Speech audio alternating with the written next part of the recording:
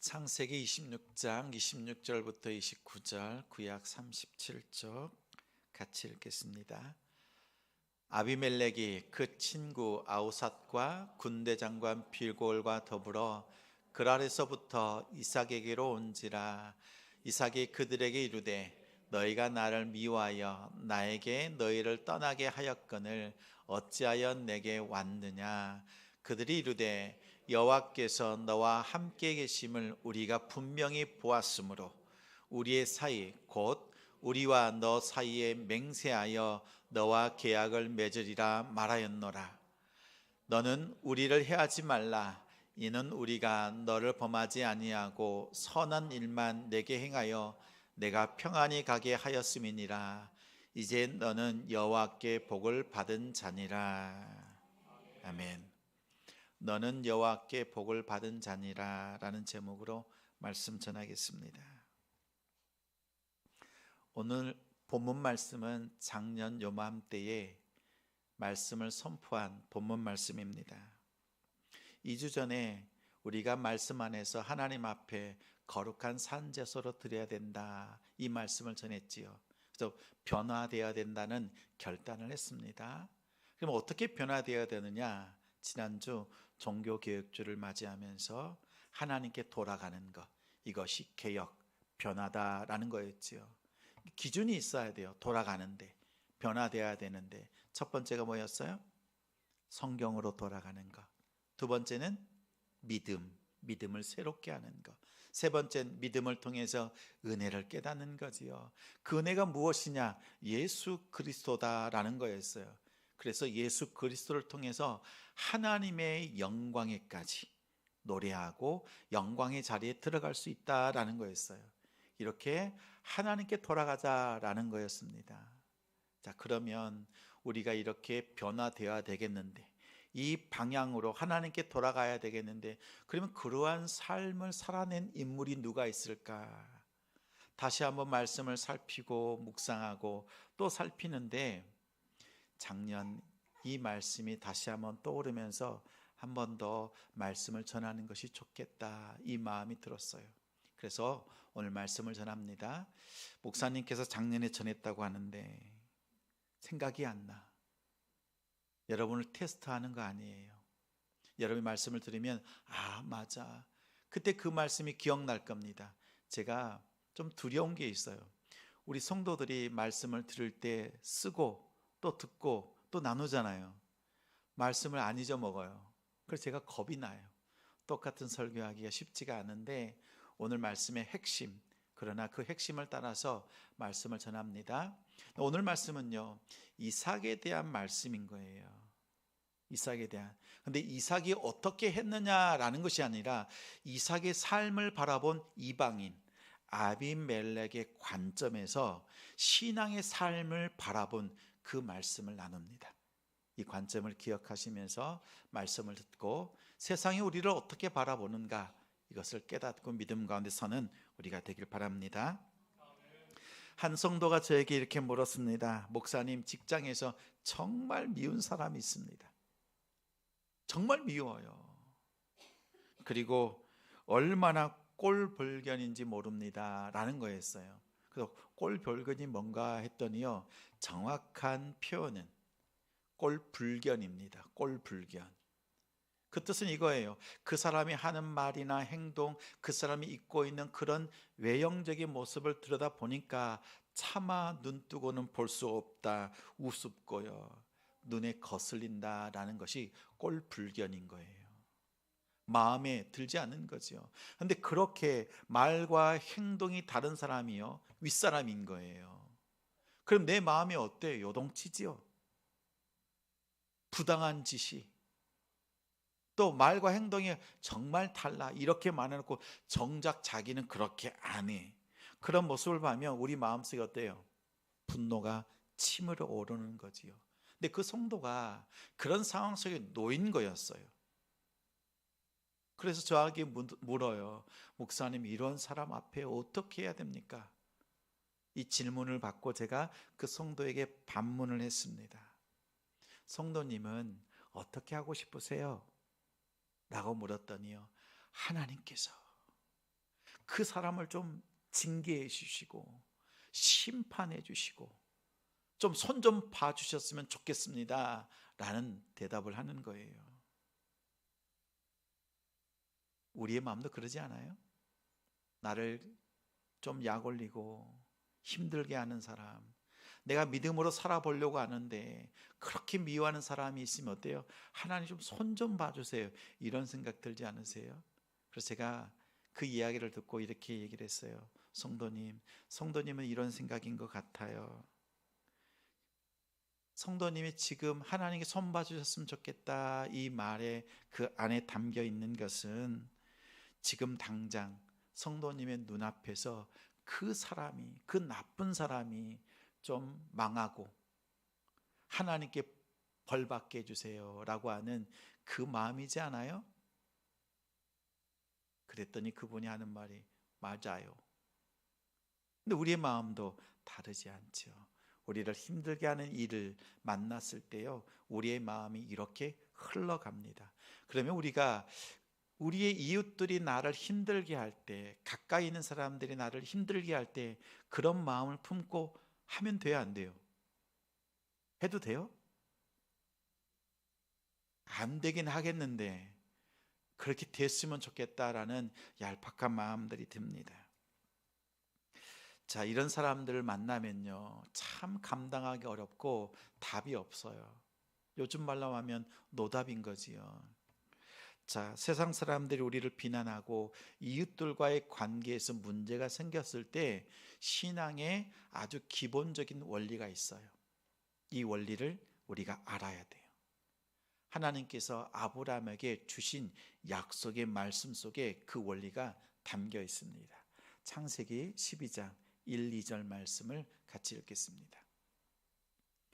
여호와께서 아브라함에게 이르시되 너는 너의 고향과 친척과 아비의 집을 떠나 내가 네게 보여줄 땅으로 가라.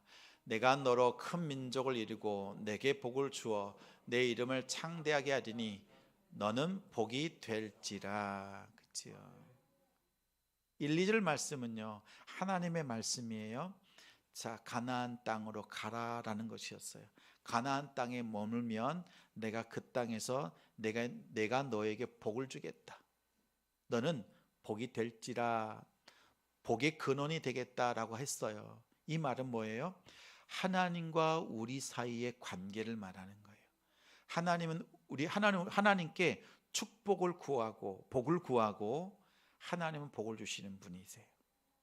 자, 하나님과 우리의 관계예요. 이 관계를 하나님은 회복하기를 원하시는 거예요. 여러분에게 복 주기를 원하시는 분이 하나님이세요. 자, 3절에는 이제는 이웃과의 관계를 말하고 있습니다. 3절 읽겠습니다. 너를 축복하는 자에게는 내가 복을 내리고 너를 저주하는 자에게는 내가 저주하리니 땅의 모든 족속이 너로 말미암아 복을 얻을 것이라 하신지라. 말씀을 보니까 아브라함이 축복하는 이웃에게 하나님께서 복을 주신다 되어 있어요? 아니지요. 이웃이 아브라함을 축복하면 축복한 그 이웃이 하나님의 복을 받게 될 것이다 라는 거예요. 하나님이 이웃과의 관계를 회복하는 비결이 여기 있어요. 우리가 세상을 향해서 화친하지 않아도 돼요. 화목하지 않아도 돼요. 세상이 복을 받으려고 하면 하나님의 복을 가진 자들에게 와서 화친할 때, 화평을 이룰 때 그들이 복을 받는 거예요. 이 원리가 여기에 있어요. 그럼 우리는 어떻게 해야 돼요? 그렇게 우리의 마음을 무너뜨리려고 하는 그 상황이나 그 사람을 향해서 담대해져야죠. 무엇을 붙잡고요? 오늘 말씀을 붙잡고요. 하나님의 약속의 말씀을 붙잡고 담대해지면 돼요. 그들을 향해서 우리가 비난하지 않아도 된다. 우리의 마음을 흐트러 놓고 분탕질하는 그 상황 때문에 여러분이 흔들릴 필요 없다라는 거예요. 하나님은 아브라함에 주신 이 약속을 통해서 하나님과 우리 사이에 복된 관계를 선언하셨어요. 그리고 이웃과의 관계를 통해서 이 복이 끊어지지 않는 그 비결은요, 세상이 우리를 향하여서 축복할 때 회복이 되어져 가는 거예요. 반대로 우리를 향하여서, 믿는 자들을 향하여서 저주하고 비아냥거리면 누가 저주를 받아요? 그들이요. 믿는 자들을 향하여서 비난한 자들이요, 욕하던 자들이 욕을 당합니다. 저는 꽤 오래전에 이 말씀을 묵상하면서 불현듯 한 가정, 한 자매가 떠올랐어요. 일터에서 제가 신앙생활을 하잖아요. 목사인 걸 모르는 사람들도 있어요. 그런데 교회를 열심히 잘 다니잖아요. 근데 한 자매가 유독 교회 다니는 사람들 싫어하는 거예요. 그리고 뒤에서 음해해요. 없던 것도 꾸미고 막 이렇게 해서 저를 막 곤란하게 하는 거예요. 많이 힘들었어요. 사람들은 그 자매의 이야기를 듣고 또 그런 줄 알고 물어보지도 않고 여러 가지 어려움을 당하기도 했습니다. 그런데 가까이 있던 사람들이 결혼을 해요. 근데 그 자매도 결혼을 했어요. 근데 유독 그 자매만 자녀가 없어요. 생각합니다. 에이, 저를 향해서 비방하고 막 그렇게 해코지했다 그래서 하나님이 그렇게 하실까 생각해요. 그런데 한편으로는 생각합니다. 만에 하나 하나님 그것 때문에 이 가정에 자녀가 없다면 하나님 긍휼히 여겨주세요. 이 마음으로 기도가 되더라고요. 저는 이 말씀이 사실 두려웠어요. 하나님의 말씀이 이렇게 무섭구나라는 생각이 들었어요. 혹여나 이런 일들 때문에 주변에 있는 사람들이 어려움을 당치 않도록 하나님 긍휼을 베풀어 주십시오라고 하는 이상한 기도까지 하게 되었어요. 맞아요. 누가 보면 이해되지 않을 수 있죠. 정말 그러지 않을 수도 있어요. 근데 이 말씀이 우리를 향하고 있다는 거예요. 세상을 향하고 있다는 것이에요. 아비멜렉은요, 이 비밀을 깨달은 거예요. 이삭의 삶을 보면서, 그가 살아가고 있는 삶을 들여다보면서, 야, 하나님께서 어떻게 복 주시는가? 그리고 나도 복을 받아야 되겠는데 어떻게 하면 복을 받지? 이것을 깨닫는 거지요. 오늘 본문 말씀의 배경이 되는 말씀이 있어요. 우리 26장 2절부터 4절인데 같이 한번 읽겠습니다. 여호와께서 이삭에게 나타나 이르시되 애굽으로 내려가지 말고 내가 내게 지시하는 땅에 거주하라. 이 땅에 거류하면 내가 너와 함께 있어 내게 복을 주고 내가 이 모든 땅을 너와 내 자손에게 주리라. 내가 내 아버지 아브라함에게 맹세한 것을 이루어 내 자손을 하늘의 별과 같이 번성하게 하며 이 모든 땅을 내 자손에게 주리니 내 자손으로 말미암아 천하 만민이 복을 받으리라. 2절 말씀에 보니까 약속의 땅에 거하라. 3절에 뭐예요? 내가 너에게 복을 주겠다. 이삭에게 복을 주겠다. 4절에 뭐예요? 천하 만민, 너의 이웃들이 복을 받을 것이다. 같아요, 달라요? 아브라함에게 약속해 주셨던 그 약속이 아들 이삭에게도 똑같이 약속의 말씀으로 주어지는 겁니다. 약속의 땅에 거하라. 그러면 복을 주겠다. 그리고 어떻게 해요? 천하 만민, 이웃이 너를 통하여 복을 받게 하겠다라는 거였어요. 여러분 기억하십시오. 하나님과의 관계를 말씀을 통해 설정하시는 거예요. 복을 주시고 우리는 하나님께 복을 구합니다. 이 복이 온전히 성취되려면 어떻게 해요? 이웃과의 관계도 좋아야 돼요. 이웃이 우리를 향해서 저주하면요, 그들도 저주받고 망합니다. 한편 하나님께 우리가 복을 받는 일도 어렵죠. 세상 사람들이 여러분을 향해서 축복하는 복된 삶, 변화된 삶을 살아내셔야 돼요. 그러면 하나님께서 우리에게 예비하신 그 복이 우리에게 임하는 거예요. 어느 것 하나 부족하고 어느 것 하나 약한 곳이 없는 그 은혜와 복이 있기를 소망합니다. 자, 이삭이 흉년이 임했어요. 가나안 땅에. 그래서 애굽으로 내려갑니다. 그러자 하나님의 말씀이 임합니다. 이사가 애굽 땅으로 내려가지 말아라. 그러자 땅 멈췄어요. 그 땅이 그랄 땅이에요. 그랄 땅. 그 땅은요, 가나안의 경계예요. 경계. 이 경계를 넘어서지 말라고 합니다. 그러자 멈췄어요.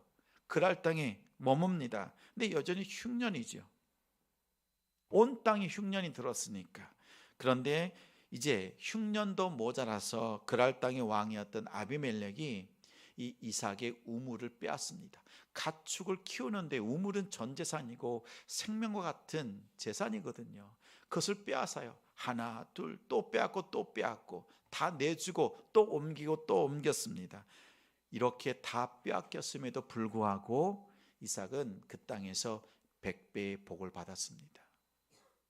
근데 아비멜렉이 이렇게 믿음으로 살아가고 있는 복받는 이 이삭을 바라보면서 이방 왕이었던 아비멜렉이요, 이 이삭을 바라보는 거예요.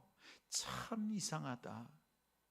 내가 그렇게 빼앗고 잘 안 되게 망하게 하려고 그렇게 힘쓰는데 어떻게 얘가 복을 받는가? 이삭이 복을 받는가? 그 비결이 무엇인가 살펴본 겁니다. 이삭의 삶을 유심히 관찰한 겁니다. 그랬더니 이 아비멜렉의 통찰력이 생기는 거예요. 깜짝 놀랍니다. 이삭은 하나님께 복을 받은 사람이라는 것을 깨달았어요. 근데 그가 복을 받은데 어떤 복을 받았느냐? 하나님의 약속의 말씀을 가지고 그 말씀 가운데 거하니까 하나님이 복을 주시더라라는 것. 첫 번째, 하나님과의 관계인 것이고, 두 번째는 뭐예요? 이 이삭을 통해서 복을 받는 비결이 있는데 이 이삭을 축복하면 복이 임하고, 이삭을 향해서 저주하면 그 저주가 하나님을 통해서 자신에게 임한다는 사실을 깨달은 거예요. 그러니까 이 아비멜렉이 화들짝 놀랍니다. 그동안 자신이 이삭에게 행한 말과 행동이 있잖아요. 해코지했잖아요. 우물을 빼앗았잖아요. 그 사실을 깨닫고요, 난 뒤에 얼른 달려와서 이 이삭에게 화친을 청하는 겁니다. 내가 잘못했다. 우리가 서로 선하게 좋은 관계를 만들자라고 화친을 청한 것이 오늘 본문인데 28절 말씀 같이 읽어요. 그들이 이르되 여호와께서 너와 함께 계심을 우리가 분명히 보았으므로 우리의 사이 곧 우리와 너 사이에 맹세하여 너와 계약을 맺으리라 말하였노라. 자, 보니까 이 아비멜렉의 말입니다. 이삭을 보니까 하나님이 너와 함께 하시더라라는 거예요. 이 말이 무슨 뜻이에요? 아비멜렉의 영안이 활짝 열렸다는 뜻이에요. 영안이 열려서 이삭과 하나님께서 손을 붙잡고 함께 걸어가시는 그 동행하시는 모습을 보았다라는 그 영적인 모습인가요? 아니지요. 아니에요. 이삭의 삶을 가만히 들여다보니까 하나님이 복을 주시는데 하나님의 말씀 속에서 하나님의 말씀이란 순종하는 그 삶을 들여다보니까 하나님과 함께하는 삶이었구나, 또한 하나님이 함께해 주시는 삶이구나, 이것을 깨달은 거였어요. 그래서 표현하기를 하나님이 함께하시는 너의 삶, 하나님이 동행해 주는 삶이라고 고백했던 겁니다. 자, 그러면 하나님이 함께한다, 하나님과 동행한다라는 뜻이 무엇일까? 여러분, 이 아비멜렉이 왕으로서 통찰력이 있어요. 그가 바라봅니다. 자, 이 가나안 땅 그리고 이 블레셋 지역에서요, 애굽으로 내려간 수많은 사람들이 있는 거예요. 근데 그들을 바라보니까 종이배 같은 거예요. 종이배. 이런 배는 뭐가 있어요? 두 가지가 있죠. 바람을 이용해서 움직이기 위한 뭐가 있어요? 돛이 있지요. 그리고 떠내려가지 않도록 가지고 있는 뭐가 있어요? 닷이 있어요. 돛과 닷이 있습니다.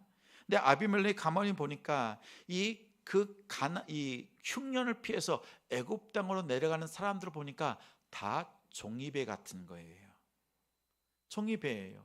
여러분, 종이배 만들어 보셨죠?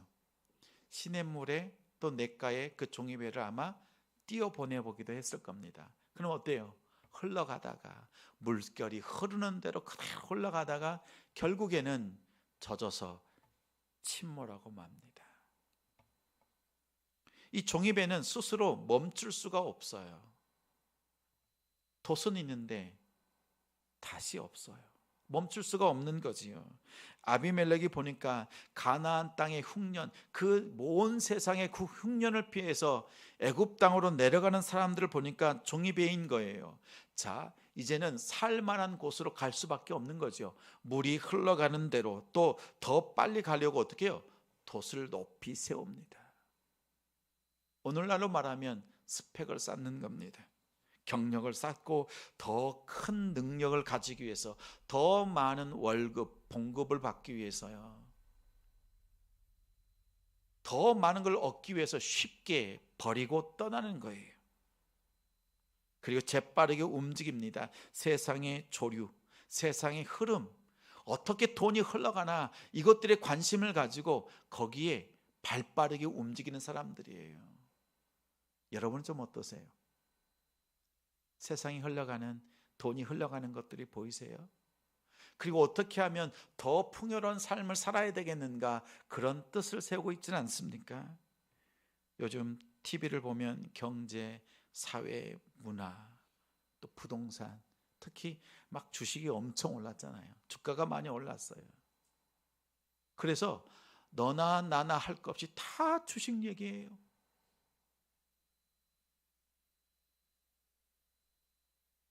여러분 가만히 보십시오. 우리가 세상의 관심, 세상이 흘러가는 것, 돈의 흐름, 또한 정치가 어떻게 흘러가는데 우리가 관심을 둘 수 있어요.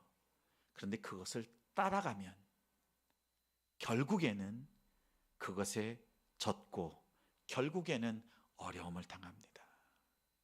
우리가 세상을 떠나자는 것이 아니에요. 관심을 갖지 말라는 것이 아니에요. 그 속에서 우리가 어떠한 삶을 살아가야 되는가, 이것을 깨닫자는 거예요. 그런데 다른 사람들은 깨닫지 못하는데 이 이방인 왕이었던 아비멜렉이요, 이삭의 삶을 보면서 그것을 깨달아요. 자, 많은 사람들이 그 세상에 애굽을 쫓으면서 살아가요. 근데 왜 애굽을 가죠? 애굽은 풍요로워요. 나일강이 있고 풍성합니다. 곡식이 많아요. 근데 애굽으로 가는 거예요. 애굽에 가면 뭐가 있어요? 하나님 없이도 살 수 있는 환경이거든요.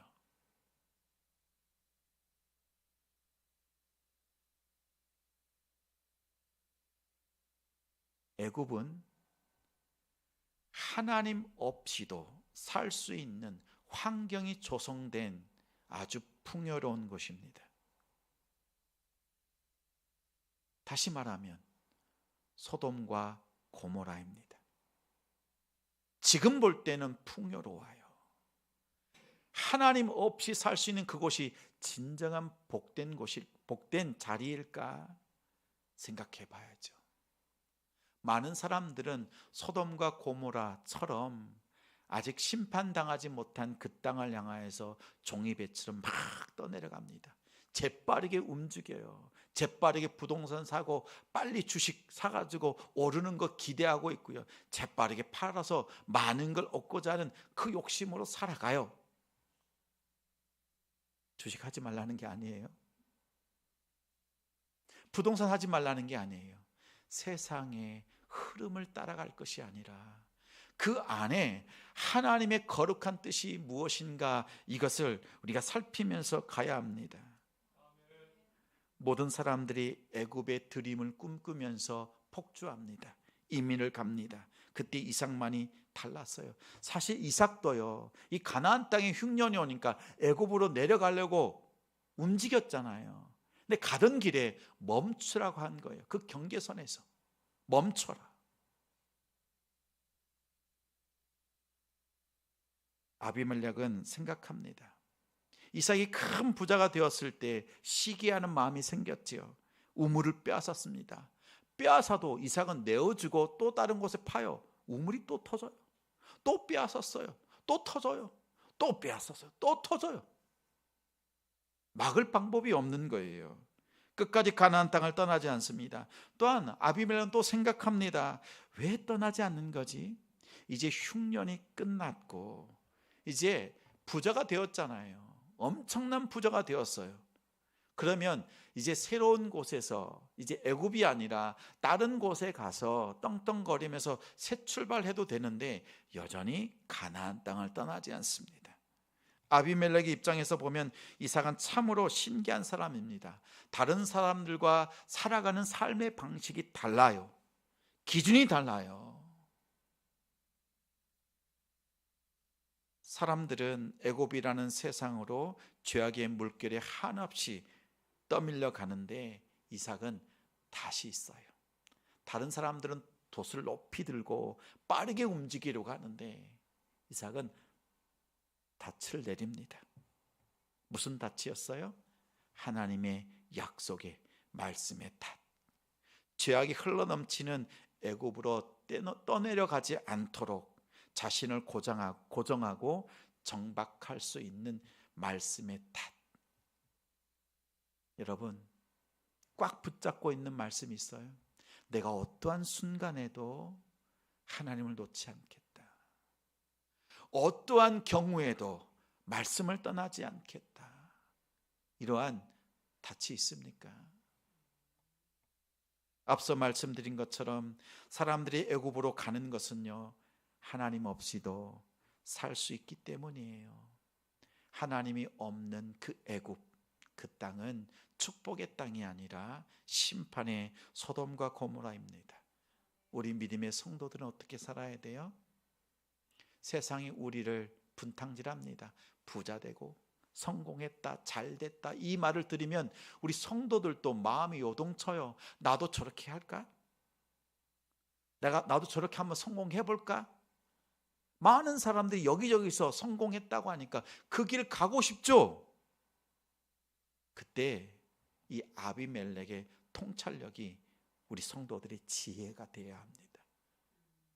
그 길은 하나님이 없는 길이에요. 그 길 가시겠습니까? 결국 소돔과 고모라의 그 아픈 쓰라린 경험을 해야만 돌아오시겠습니까? 우리의 변화는요, 말씀 가운데 변화예요. 하나님과 함께하는 삶, 하나님의 말씀을 구하는 삶, 그 이삭의 삶을 하나님을 모르는 아비멜렉도 깨달았어요. 그리고 이 이삭에게 와서 화친을 청한 겁니다. 하나님 앞에 복받은 자 이삭이여, 내가 너를 축복하니 그 하나님의 복을 우리에게도 나눠달라라고 하는 거였어요. 여러분 기억하십시오.